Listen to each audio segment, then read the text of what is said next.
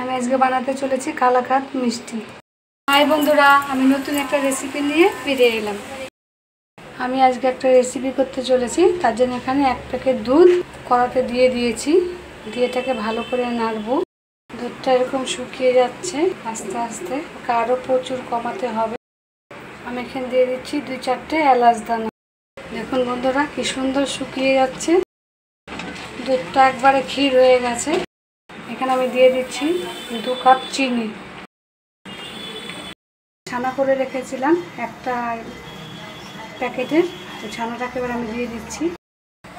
এইভাবে ঘষে দিতে হবে, তবে বেশ সুন্দর হবে। এটাকে আমি আস্তে আস্তে নাড়তে থাকবো। এখানে আমি দিয়ে দিচ্ছি কিছুটা গুঁড়ো দুধ।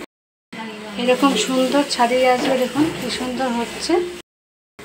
দেখুন বন্ধুরা কি সুন্দর হচ্ছে, হয়ে গেছে। আমি এবার এটাকে নামিয়ে দেবো পাত্রে। আমি একটুখানি ঘি দিয়ে নেব, একটু ভালো করে মাখিয়ে নিচ্ছি ঘি দিয়ে।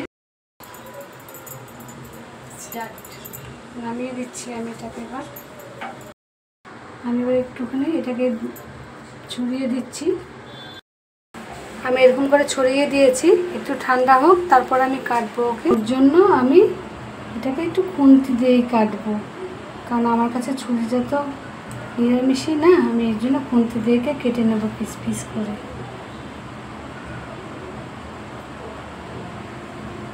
বেশ সুন্দর লাগছে,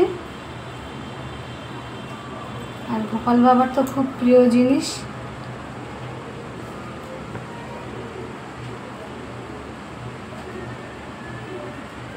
আমি এভাবে পুরো কেটে নিচ্ছি।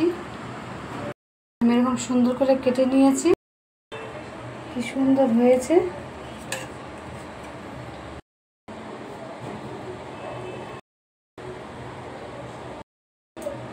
একটু সাজানোর জন্য এখানে একটু কেশর দিয়ে দিচ্ছি, দেখতে ভালো লাগবে বলে। কালাকাঁদ সন্দেশটা এত সুন্দর হয়েছে, তেমনি খেতেও টেস্টি হয়েছে।